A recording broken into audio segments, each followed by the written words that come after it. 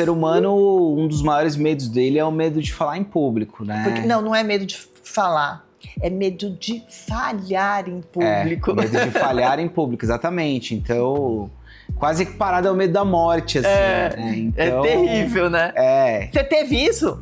Eu acredito muito na exposição àquilo que te causa medo. Uma exposição gradual a isso, né? Uhum. Então, vamos supor que você tenha medo de dirigir. Não existe outra forma de curar esse medo que não seja dirigir. Enfrentar. Não tem outra. Então, assim, conforme você for dirigindo e você for vendo que não aconteceu nada, eu acredito muito na exposição àquilo que te causa medo. Uma exposição gradual a isso, né? Uhum. Então, vamos supor que você tenha medo de dirigir. Não existe outra forma de curar esse medo que não seja dirigir. Enfrentar. Não tem outra. Então, assim, conforme você for dirigindo e você for vendo que não aconteceu nada... Fofos, sejam muito bem-vindos! E hoje, o Sofá da Fofa é muito especial mesmo, porque todos são especiais, mas hoje a gente vai falar muito de mente. Marco, seja muito bem-vindo, muito obrigada Prazer pela estar sua aqui. presença. Você também é um podcaster. Me conta um pouquinho quem é o Marco. Pois é, hoje eu tenho um podcast, né, chama Entrando na Mente. É um podcast que já tá aí faz uns 5 anos. 5 anos. Já entrevistou bastante gente legal, assim. Já transbordou na vida de muita gente. Da área da filosofia, da psicologia, da teologia também. E tem sido meu trabalho. Eu sou formado em comunicação, né, em rádio e TV. Já trabalhei também em produção de televisão.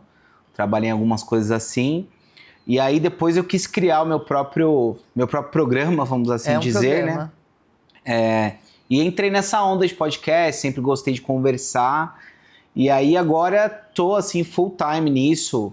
Também faço mentoria com outras pessoas que estão começando podcast. Faço também assessoria de conteúdo, algumas coisas assim. Mas estou mergulhado nisso. Porque hoje, o que é mais difícil que eu percebo, as pessoas têm muito bloqueio para comunicar, né? E, às vezes não é nem porque ela não sabe falar. Na verdade, ela está com um bloqueio, não é, Marco? O ser humano, um dos maiores medos dele é o medo de falar em público, né? Porque, não é medo de falar. É medo de falhar em público. Medo de falhar em público, exatamente. Então... Quase que parado é o medo da morte, assim. Né? Então, é terrível, né? Você teve isso? Não. Você já era desbloqueado? Eu já era, porque eu cresci na igreja. Então, assim, quando eu era mais criança, eu tinha isso um pouco, adolescente. Mas aí depois que eu entrei na igreja, eu acabei participando de banda, participando de grupo que você já tinha que falar, então a igreja acaba ajudando muito nesse desenvolvimento de comunicação. Eu acho que sim, porque aí o microfone já não é mais um trauma para você, falar no meio de... Eu dava muito treinamento, mas com a equipe que eu já conhecia. Então as pessoas que eu falava sempre já era quem eu conhecia. Agora, quando eu tinha que me posicionar com pessoas que eu não conheço, que eu não conhecia, porque hoje eu consigo falar, não tem mais problema nenhum de falar em público, eu travava, eu tremia, minha voz ficava trêmula, minha mão ficava trêmula, e aí eu percebia que eu tinha um bloqueio. E foi difícil para desbloquear. Não, muito difícil, porque é através da repetição, né? Você tem que se expor àquilo várias vezes, né? E é engraçado que a minha personalidade é o contrário, assim, quanto mais gente estiver me ouvindo, eu fico mais confortável falando, você acredita? E tipo assim, eu não tenho dificuldade nenhuma de assumir uma grande responsabilidade, assim, tipo assim, cara, você vai falar para uma multidão, eu não tenho dificuldade com isso, você acredita? Mas, Marco, o que eu entendo é que cada hora você foi criando uma força para acontecer isso. Você sabe exatamente onde você estava quando você começou a fazer isso? Vamos tentar explicar isso para as pessoas, porque não é assim de um dia para o outro que você conseguiu. Eu acho que... Você consegue visualizar isso? Eu acredito muito na exposição àquilo que te causa medo. Uma exposição gradual a isso, né? Uhum. Então, vamos supor que você tenha medo de dirigir. Não existe outra forma de curar esse medo que não seja dirigir. Enfrentar. Não tem outra. Então, assim, conforme você for dirigindo e você for vendo que não aconteceu nada, vai chegar uma hora que você vai estar... Então, eu acho assim que adolescente, a igreja me proporcionou passar vergonha. Passar vergonha já. Na frente de pessoas, Então, assim, é muito mais difícil você falar para quem te conhece do que para quem não te conhece. Porque o julgamento, o medo do julgamento vem mais de quem te conhece. E eu fui colocado em situações que eu falava pra gente que eu conhecia. Já enfrentou logo desde cara. Que era o pessoal que convivia comigo na igreja e tudo mais. E aí chegou umas horas que eu eu acho que eu sei fazer isso aqui. Se eu fosse ele, eu falaria de outro jeito. Se eu fosse ele, eu explicaria de outro jeito isso. Aí você começa a ver que você tem talvez um dom, né? Um talento de comunicação, né? Uma vez eu estava numa pregação e um pastor falou assim, que a diferença de quem gostava de se comunicar e de quem não gostava era que o cara que era um comunicador nato, quando ele via alguém se comunicando, ele pensava assim, quando vai ser minha vez?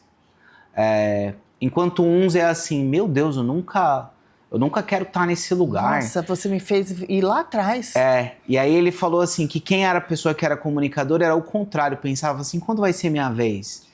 E quando eu via os caras falando, eu pensava isso, quando é que vai ser minha vez? Se eu falasse, falaria desse jeito, não falaria tal. Aí a coisa começou a destravar. Então, você sabe que eu lembro quando eu tinha reunião com muita gente, eu falava assim, quando eu vou conseguir falar? Quando eu vou conseguir falar desse jeito? E aí, quando vinha pra mim, eu ficava nervosa. Eu acho que eu já tinha isso, né? Tipo, eu falava assim, gente, eu tinha vontade, mas eu não tinha aquela trava. Existe, eu acho que uma validação, que é um tripé, né? Existe a validação nossa, interna, existe uma validação dos outros, né? Eu acho que é mais nossa, Marco. Porque a gente vai criando uma autoridade com a gente mesmo. Sua mente... Mas é difícil você se validar se ninguém te validar, entendeu? Tipo assim, vamos supor, você se achar um bom músico e só você achar. Chega a ser quase esquizofrênico, sabe? O feedback das pessoas também é importante para essa construção dessa confiança, entendeu? Sim. Porque você vai vendo que as pessoas também vão comentando que você é bom. Tipo, a música é boa, eu gosto de ouvir. Então eu acho que isso vai criando confiança, né? Mas eu acho que é só com o tempo, não é? Porque assim, é o que eu tava falando de hábito, né? Quando a gente tem um hábito e repete, a gente vai ficando melhor a cada dia. Então Sim. É por isso que a gente tem que fazer todos os dias. Quando eu comecei o podcast, eu não conseguia nem conversar com a pessoa, só escutava a pessoa. Então hoje não, hoje eu interajo, hoje eu converso e hoje eu faço perguntas também. Sim. E antes eu não conseguia. Os primeiros dá até terror de assistir. Mas ainda bem que eu não desisti. Não, é normal isso, um desenvolvimento. E aí você vai criando uma autoridade com o seu cérebro. Tudo que você faz, você tem que ter uma autoridade com ele, porque senão você vai deixar de fazer. Exatamente. Então, quando a gente... Eu disse que eu não assisti ainda o vídeo o filme do Michael Jackson, porque não tem dublado ainda. Mas disse que ele olhava no espelho todo dia e repetiu o que ele queria ser. Sim. Então, quando a gente repete o que a gente quer ser e a gente não desiste, não para, a gente vai chegar onde que a gente quer. Só que é com micros resultados. Então, você vai dando micros resultados para sua mente. Quanto mais micro resultado você dá, mais autoridade. Então, quando você for colocado na situação, você vai falar, opa, essa eu já sei. Mas desde que isso esteja alinhado às suas habilidades. Sempre, você entendeu? Né? Com o seu propósito, né? Eu acho que... Porque sim. É tipo assim, existe essa parte da força de vontade, mas existe também uma predisposição natural de cada um. Sim. Por exemplo, você pega o Roberto Justus, né? Ele é um empresário de sucesso, mas teve uma época que ele inventou de gravar um CD, cantar. E aí foi ruim demais. Não é a onda dele, entendeu? Então tem coisas assim que também, por isso que eu te digo que a validação externa, ela também é um pouco importante em algumas coisas, né? Porque é preciso perceber o feedback do que você faz nos outros também, entendeu? Porque a sociedade não é uma questão só do que eu acho. Também é do que o outro acha. Sim. Sabe, vamos supor, eu acho que o meu pão de queijo que eu vendo é o melhor do mundo. Mas ninguém acha, entendeu? Tipo assim, então... Mas se você repetir isso várias vezes, vai acontecer. Valéria, eu sei que é bonito esse discurso. Você acha que não? Eu sei que é bonito. Eu acredito. Eu sei que é bonito acreditar nisso. Olha, pode acontecer... se tiver alinhado com aquilo que você já é. Vamos pensar. Nunca vai acontecer do Faustão virar uma Daiane dos Santos. Entendeu? Não vai. Mesmo se ele repetir várias vezes, se ele acreditar muito nisso. Mas aí sempre eu acho que sempre a gente tem que falar de um propósito, né? Igual o Pablo Marçal, eu sou mentorada dele, Sim. E ele conta pra gente que ele era gago. Jamais ele se imaginava estar falando para sei lá quantos milhões de pessoas que ele fala, entendeu? E aí, só que era uma coisa que ele queria. Mas é isso que eu tô te falando, ele tinha essa potência dentro dele. Então, é um propósito. Porque às vezes, exatamente, você querer isso é porque você tem essa potência. Mas vamos supor, pode ser que se ele quisesse ser jogador de futebol, ele não tinha essa potência, entendeu? Talvez não. Mas tem um pouco da identificação da... Então, por isso que mesmo, que ele fala que a gente sempre tem que achar o nosso propósito. Para depois... Porque quando a gente acha o nosso propósito, a gente vai ser monetizado 2 vezes mais. Eu não sou conhecedora total da Bíblia, mas na Bíblia que quando você usa seu propósito, quando você põe o seu dom para fora, você é monetizado pelaquilo, porque você vai estar servindo outras pessoas, né? Sim. É isso que eu te falei, é importante essa identificação. Claro, você tem que acreditar. Eu não acredito muito na ideia de que você pode ser o que você quiser. Porque eu acho que tem que estar um pouco alinhado. Tem coisa que a gente não escolhe, por exemplo, genética. Às vezes a genética de alguém... E o ambiente, você não acredita que muda o comportamento de uma pessoa? Porque você não viu um lugar, não sei qual país aí, que eles se juntaram tudo e começaram a virar cachorro. E começaram a latir igual cachorro e sair na rua igual cachorro. Eu acho que o ambiente molda. Inclusive a neurociência fala sobre isso, exato, né? Por isso que eu tô levando para esse lado, porque... Mas quando eu te falo de genética e habilidade, já é coisa assim, vamos supor, um jogador de basquete. Ele tem que ter mais de 1,90 m, não tem jeito, entendeu? Então, tipo assim, se você tem 1,65 m, você pode acreditar o que for, você não vai ser um jogador. Então, isso que eu tô falando, assim, precisa ter um bom senso nessa interpretação da coisa. Sempre, eu volto a repetir, sempre eu acho que tem que estar alinhado com o nosso propósito. Isso. Porque se estiver alinhado com o nosso propósito, a gente vai conseguir surfar nessa onda, isso, entendeu? Exato. Senão, claro, não tem como um cara de 1,5 m querer jogar, ser campeão lá no meio lá nos Estados Unidos com aqueles na caras NBA. Gigantescos, né? Isso, exatamente. Vai até ser mais difícil para ele. Se você for pegar a visão estoica, do estoicismo, eles acreditam que até os talentos, essas suas habilidades físicas, elas vão conversar com esse propósito teu, entendeu? Então, por exemplo, tem um que nasce com uma voz de um jeito, tem um outro que nasce com uma voz igual ele ali, que tem uma voz grave. É cantor. Né? Digo assim, tem uma voz que talvez, se for para falar... É uma voz mais bonita. Olha isso!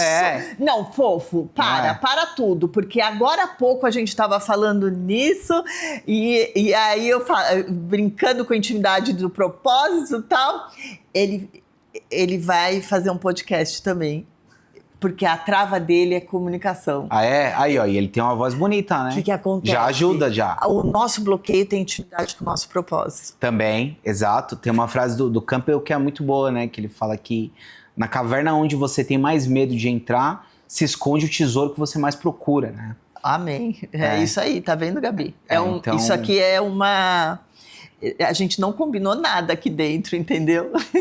Uma resposta para você. Pois então eu acho que a gente tem que estar um pouco prestando atenção assim nas dicas, né, Que a vida dá, né? Com certeza. O Marco, agora me fala, como que você começou com o podcast? Quais as dificuldades que você teve? E como você permaneceu há 5 anos no podcast? Então, eu acho que o permanecer, ele tem a ver com isso que você falou. Constância. Ele tem a ver com uma potência interna. Ah, tá. De que você faz aquilo de forma um pouco mais fácil do que os outros. No sentido de... Você gosta de fazer aquilo, então para você não é um fardo permanecer. É um prazer. É um prazer, apesar de ter as dificuldades também. Mas você gosta mais do que você acha difícil. Tipo assim, entendeu? Você curte mais do que para você é uma dificuldade. Hoje é uma inspiração para mim, assim, tá conversando com outras pessoas, tá entrevistando, é uma coisa que vem de dentro de mim, é uma coisa que, sabe, meu coração fica cheio. Sim, então, exatamente, então tem a ver com isso. Eu acho que a dificuldade de iniciar é a coisa de você bancar do próprio bolso, de não ter retorno. É óbvio que um projeto menor tem mais dificuldade de trazer convidados e coisas assim.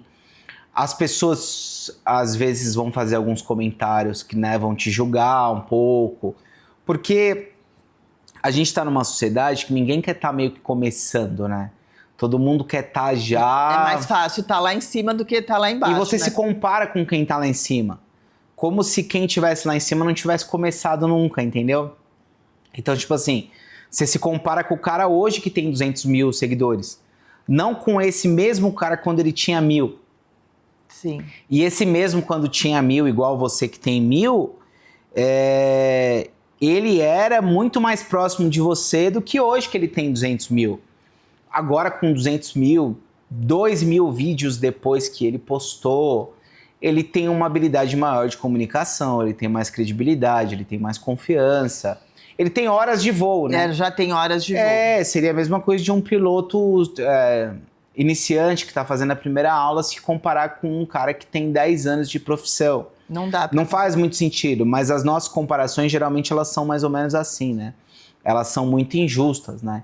Então eu vou na academia e eu me comparo com o cara que tem o abdômen tanquinho e que o cara faz dieta e treina há 10 anos e eu tô começando hoje. Aí eu não posso comparar. E aí eu vou e me comparo com esse cara. Chega a ser uma loucura, mas a gente faz isso o tempo inteiro, entendeu? Então, a gente precisa procurar exemplos mais reais, né? E acho que é isso, a sua vontade de fazer, ela precisa ser maior do que essas dificuldades que aparecem. Meio. Você teve vontade em algum momento de desistir? Várias vezes. Ah, é? Várias vezes. E inclusive com o projeto já andando, já tendo feito algumas coisas legais, já tendo entrevistado algumas pessoas grandes, já. Jura?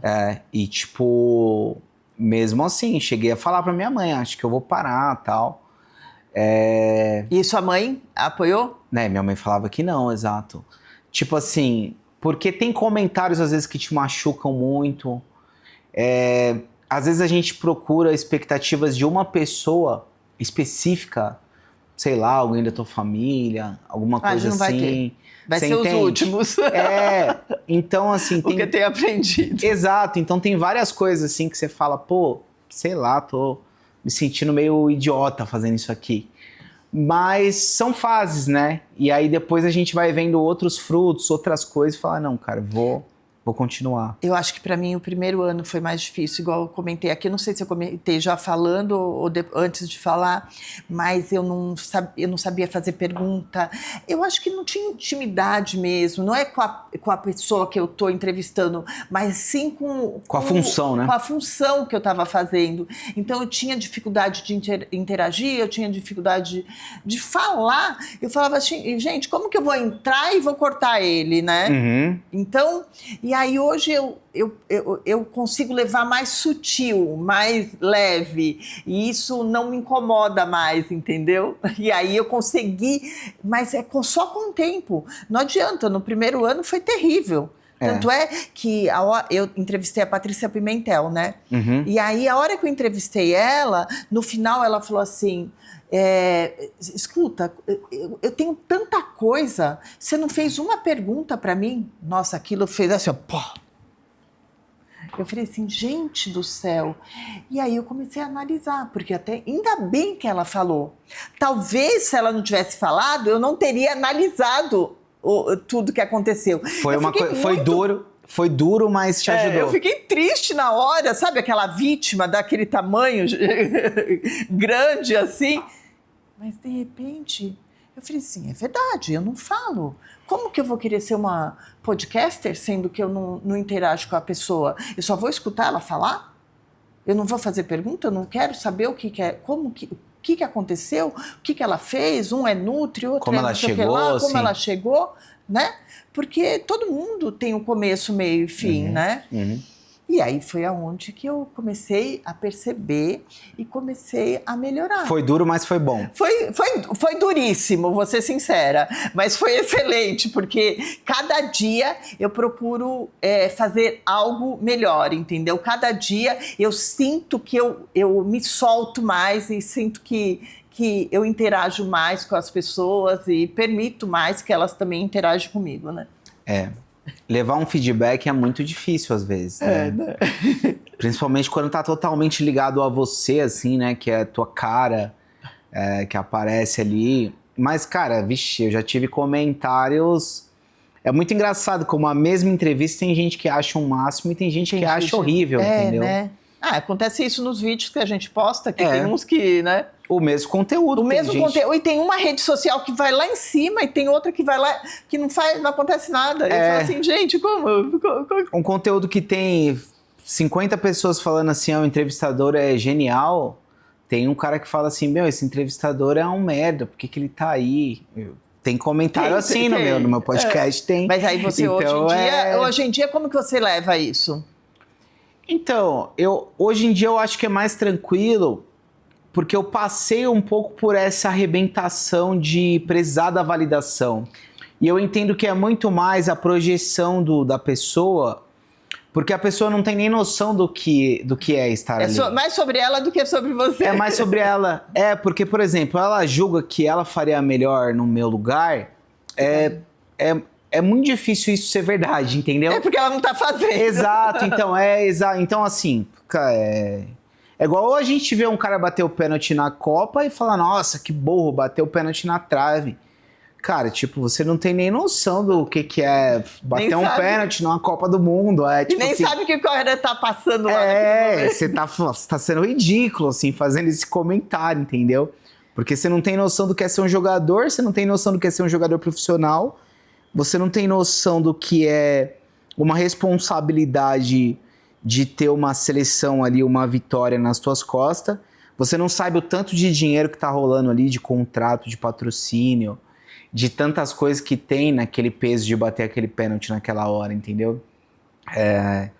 Então, a gente... É fácil falar, né? É muito fácil, a gente costuma falar de coisas assim que a gente não sabe, né? Você sabia que o Pablo Marçal fala sempre pra gente que a gente tendo hater vai ser a melhor coisa, que é onde a gente cresce mais ainda, né? Na internet... Você sentiu isso? Na internet quem não tem hater não é relevante, entendeu? Se você não tem hater, quer dizer que alguma coisa errada. Porque a sua mensagem não impacta ninguém, entendeu? Uhum. Porque, tipo, qualquer tipo de posicionamento, ele vai gerar alguma... Gera de tudo. A não ser gera assim... tanta coisa boa quanto coisa ruim. Não adianta. Tudo, exatamente. Ele vai gerar algum tipo de reação, né? O hater faz parte da reação, né? Teve gente que falou assim, você está sendo privilegiada, por isso que você está passando por isso, mas não é todo mundo que passa desse jeito com câncer.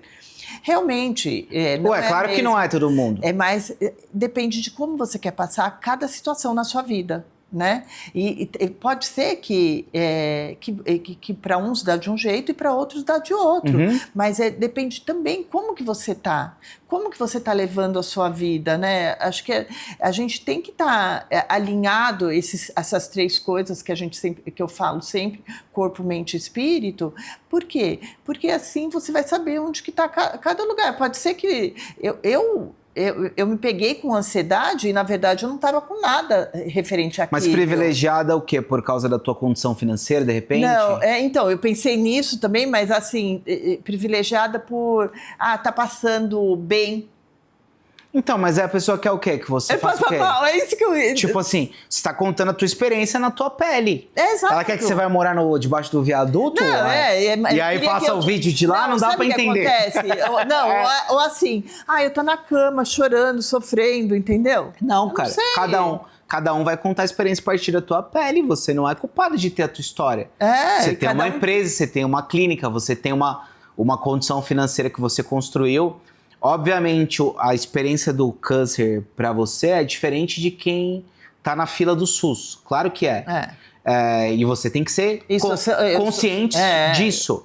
Mas não quer dizer que a tua experiência não é válida e não é real. Entendeu? Mas, Marco, eu vou te falar que eu entendo isso do SUS e tal, não aceito, não acho que é normal. Pelo contrário, mas a gente pode escrever nossa história todo dia. Eu vim da extrema pobreza da minha família. Sim. E eu lutei todos os dias. Eu trabalhei 18 anos, cheguei a trabalhar 6 meses sem folga nenhuma. Exato. Mas eu sabia onde eu não queria estar. Eu cheguei a ficar sem carro, mas nunca fiquei sem plano de saúde. Uhum. Então, quais são as prioridades na sua vida? Exatamente. Por exemplo, eu não sou privilegiada. É bem legal você... O que eu sou, eu sei aonde eu quero estar na minha vida. E aí a gente determina isso. Aí você fala assim... Você não é herdeira. Não entendeu? Sou. Exato. A galera acha que você é herdeira. Não sou. Você não é herdeira. Exato. Por exemplo, eu entrevistei um médico, um coloproctologista, e aí ele falava muito da importância da colonoscopia depois dos 45 anos. E a colonoscopia não é um exame que se consegue tão facilmente na rede pública. Uhum. É um exame que deve custar aí uns 800 mil reais, por aí. Aí muita gente comentou assim, nossa, mas que pena que esse exame a gente não consegue na rede pública, a gente não tem no SUS. E é verdade, realmente uma pena. Mas, obviamente, entre as pessoas que estão comentando, tem gente que escolheu ter um tênis de 800 reais.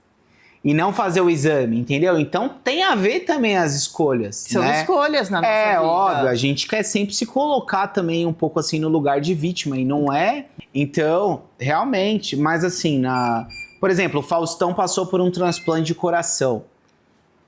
Só porque ele é rico, a experiência dele tá invalidada? Não. Ele passou a partir da condição dele, óbvio. Entendeu? Então, assim, é que as pessoas, elas querem muito invalidar a experiência dos outros, né? E, Marco, sabe o que eu percebo hoje?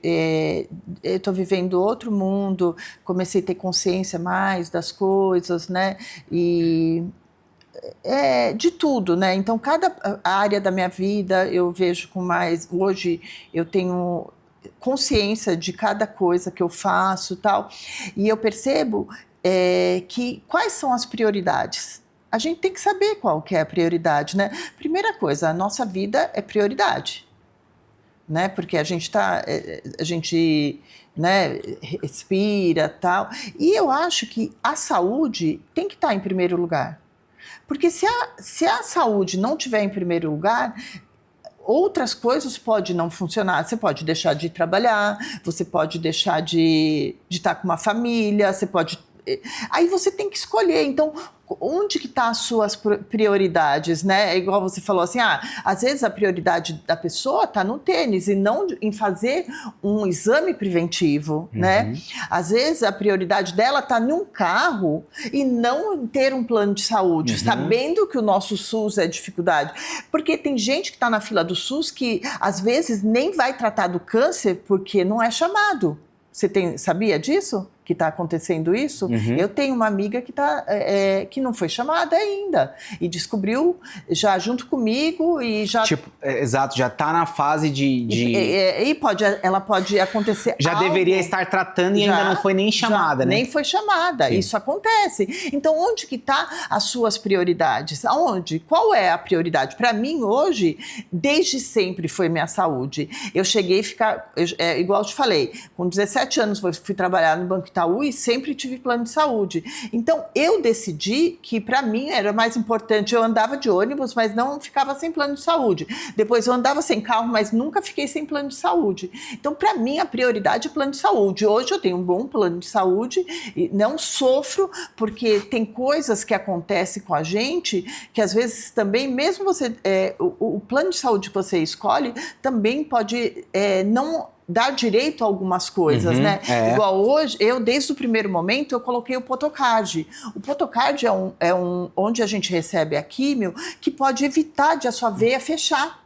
Então, e você sofre demais. Eu vi minha sobrinha passando por esse momento, entendeu? Numa rede pública. Então, assim, a gente tem que ter escolhas na vida sempre. E qual que é a melhor escolha? Primeiro lugar, eu acho que tem que ser a nossa saúde. E aí, quando eu vejo,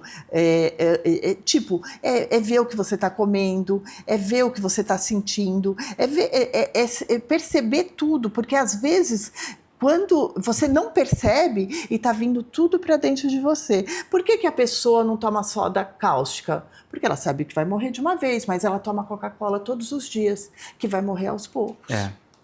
Exatamente. Então, entende? Então a gente tem que saber onde que estão nossas prioridades e o que a gente está fazendo com a gente mesmo, né? Claro. E se você for ver, é muito essa questão de escolhas e porque até mesmo quem tem uma baixíssima condição consegue fazer escolhas melhores. Com certeza, comer uma fruta, comer até mais barato. Que seja andar na rua, igual você falou que você começou a andar, né? Andar é uma coisa gratuita. Gratuita, e é na rua. Você pode andar onde você quiser. Eu tenho uma extensão aqui, um parque, que é o Museu do Ipiranga. Eu falo que eu sou privilegiada. Né? Exato. Mas você pode... Olha que besteira. Veio uma pessoa trabalhar comigo e eu não comia fruta. Aí você fala, por quê, Valéria? Porque você não gostava? Não. Porque só de pensar que tinha que lavar a fruta, que tinha que cascar a fruta. Olha só. Minha mãe sempre cascou pra gente, então sempre... Ela veio trabalhar comigo e aí todo dia, café da manhã, almoço e jantar, ela deixava fruta cascada pra mim. Eu não comia, mesmo assim. No final... Ela acabou saindo, né? No final, eu comecei a comer. Eu falei assim, gente, como que eu deixei de comer todas essas vezes porque eu não queria cascar uma fruta? E eu tenho certeza que é isso. E aí, o que acontece? De tanto ela colocar ali, eu fui criando um hábito de olhar para aquilo e aí eu comecei a comer. Hoje... Todos os dias de manhã eu almoço e como uma fruta. E às vezes, tá sendo ótimo para o meu organismo, porque é antioxidante. E aí eu como 3 tipos de fruta de manhã, 3 tipos de fruta à noite, 3 tipos de fruta de manhã, à tarde, no almoço e na janta.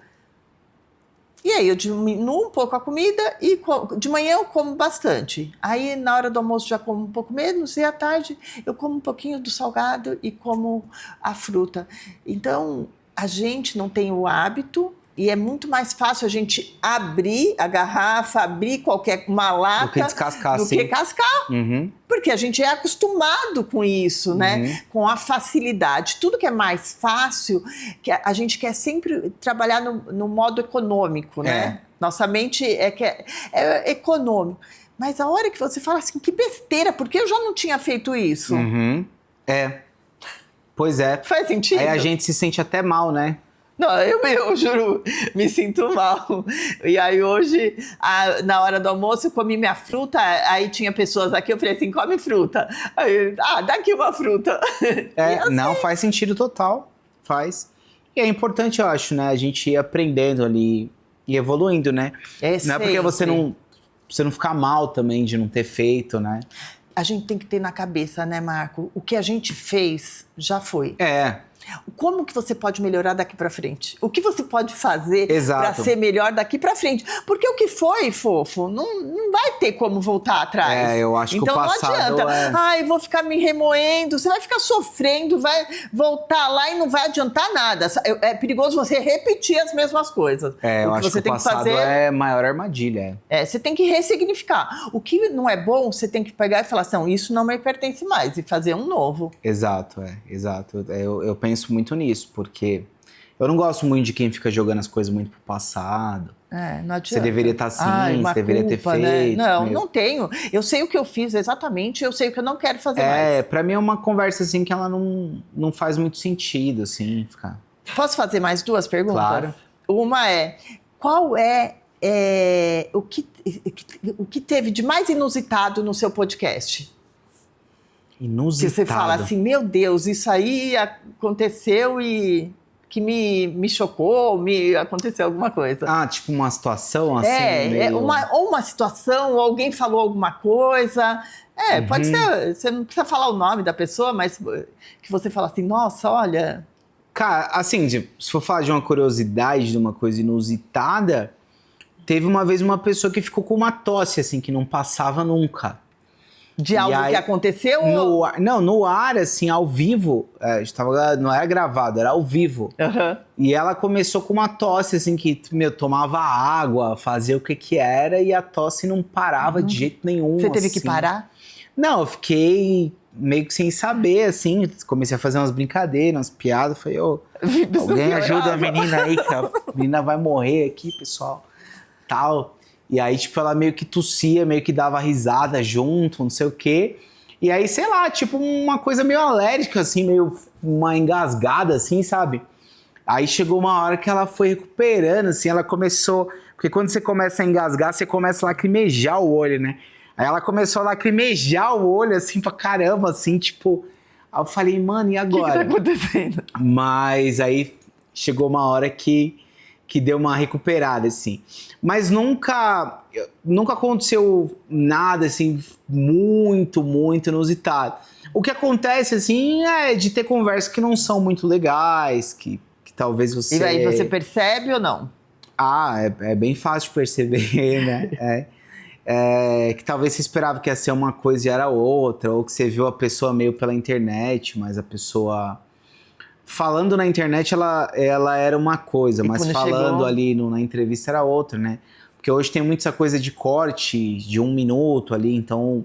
Às vezes o cara manda bem num roteiro pra Instagram, mas ele não manda bem desenvolvendo uma conversa, assim, sabe? Assim, tudo que ele fala é muito roteirizado, é muito... Então tem gente que tem, sei lá, 1 milhão de seguidores no Instagram, você chama ele pra uma conversa de meia hora, ele não consegue desenvolver. Jura?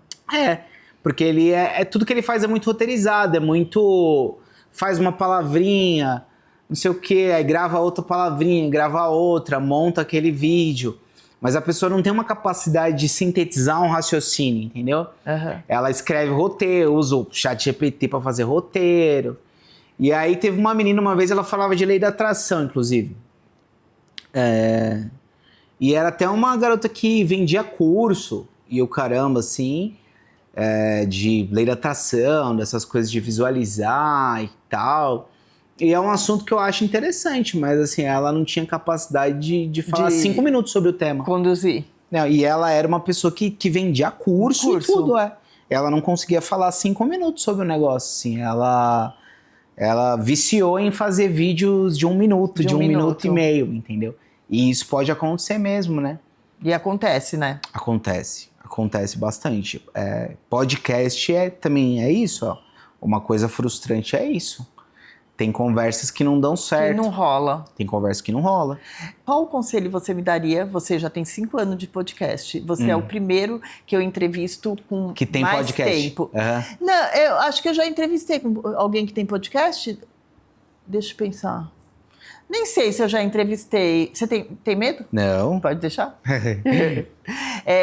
Qual o conselho que você me daria para você com 5 anos de podcast? E eu tô começando ainda, 2 anos.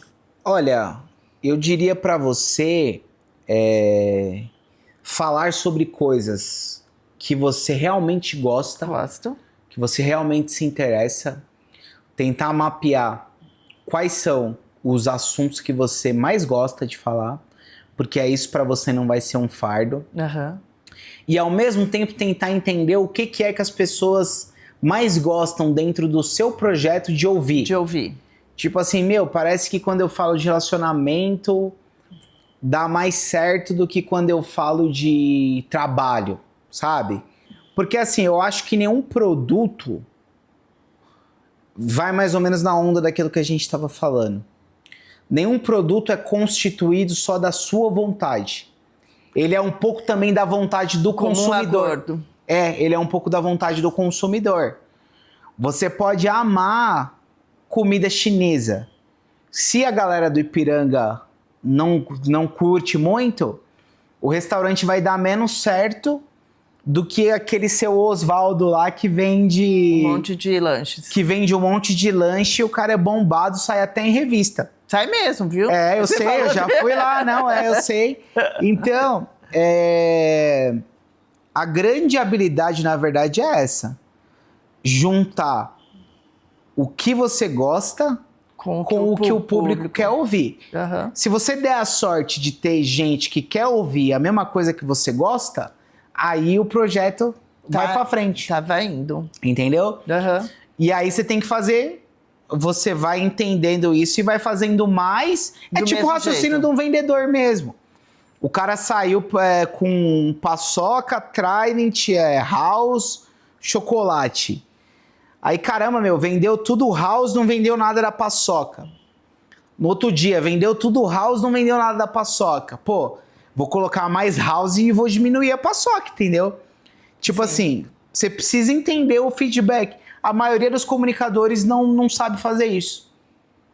Entrar exatamente o que realmente você vai impactar na vida da outra pessoa. Saber analisar os feedbacks que hoje em dia se traduzem também em comentários, em curtidas, em visualizações, por exemplo, o YouTube te dá a estatística do tempo que as pessoas ficam no episódio, né? Então você vai entendendo o que a tua audiência quer, sabe? Pô, então, legal, né? Eu falei de espiritualidade e de Jesus, o episódio foi bem. Falei de sexo com a sexóloga, foi ruim. Então, então quer dizer que talvez eu tenha uma galera que gosta de ouvir de espiritualidade, mas não gosta de ouvir. Aí você vai entendendo, né? Tipo, por exemplo, já vieram oferecer pra mim, pro meu podcast, pautas que eu falei assim, pô, cara, essa pauta não faz sentido no meu podcast. Ela talvez faça sentido em outro, entendeu? Não é? A pessoa fica até meio sem graça, parece que você tá rejeitando ela. Não é que eu tô te rejeitando.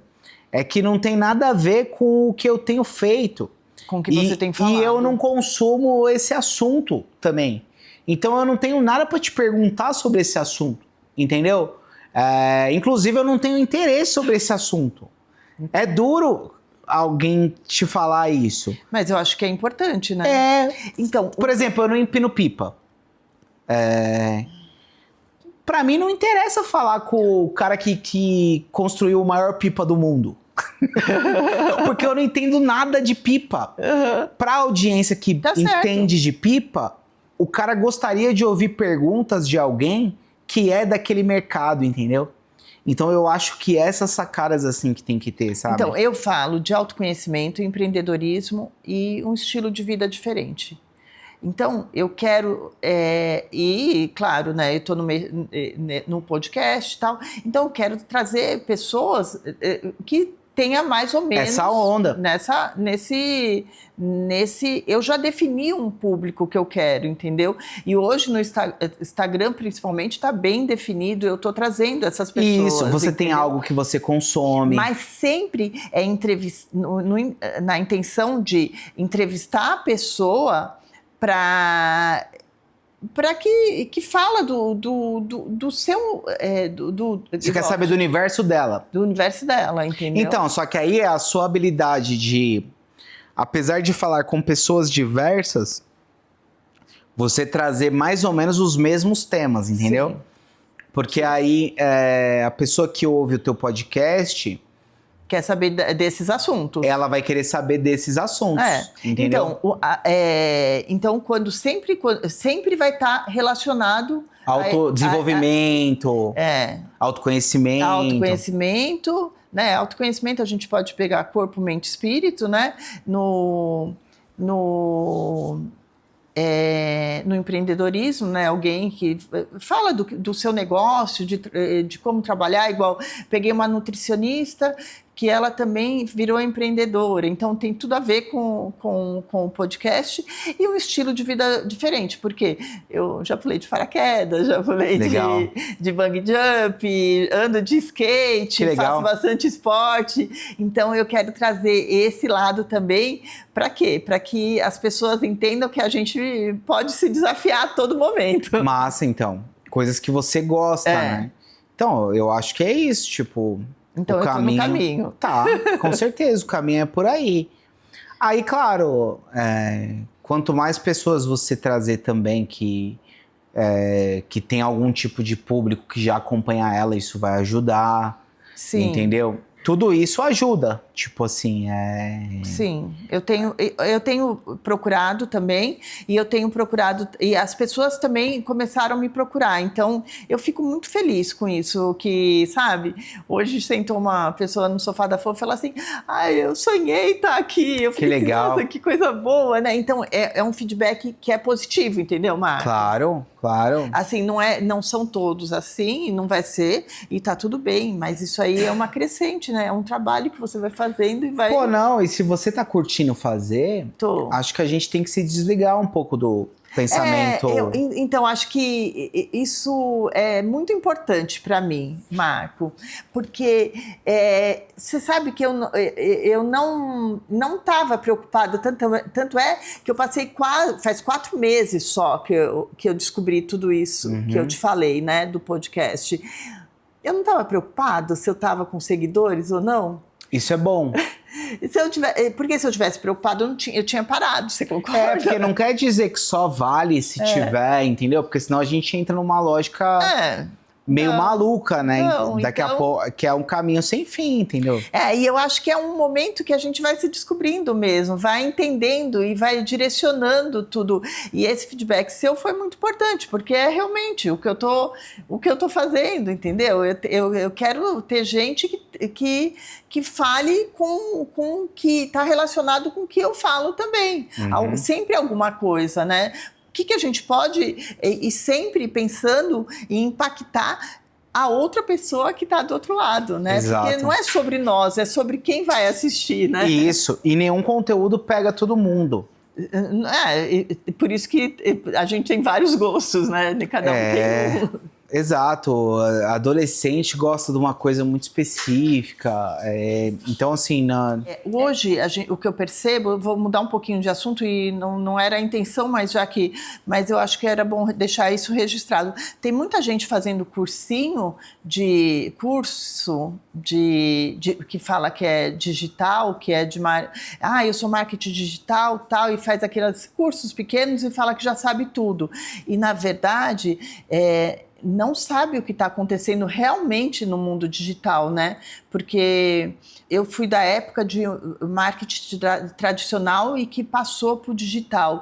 E esse digital é muito diferente. Então, quem está lá dentro sabe o que está acontecendo. Mas quem faz esses cursos, não sei se fala microcurso, tal, fala assim, eu já sei fazer tudo? Não. Tanto é que minha conta do YouTube eu perdi, então...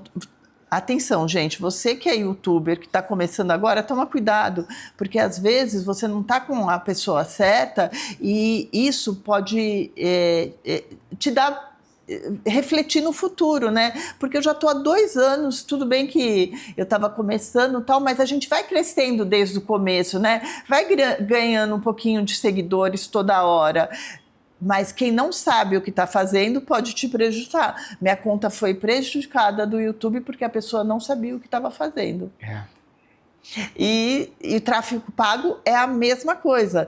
O funil de vendas, a pessoa tem que entender realmente porque senão você vai receber leads desqualificado do seu negócio. E eu acho que quem está lá dentro e que já tem autoridade dentro dessas redes do digital, sabe como conduzir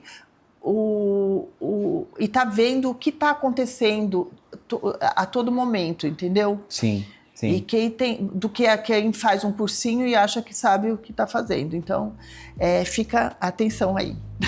Boa. É isso, Marco. Bom. Nossa, eu amei te conhecer. Obrigada por participar do Sofá da Fofa. Eu que agradeço. Obrigado por me convidar. Foi ótimo. Saber você... assim, a gente falou de muitas coisas aqui, falou bastante de mente, e eu acho que isso é muito importante, porque meu público gosta disso. Que legal. Bom, sucesso, viu, para o trabalho, para o projeto.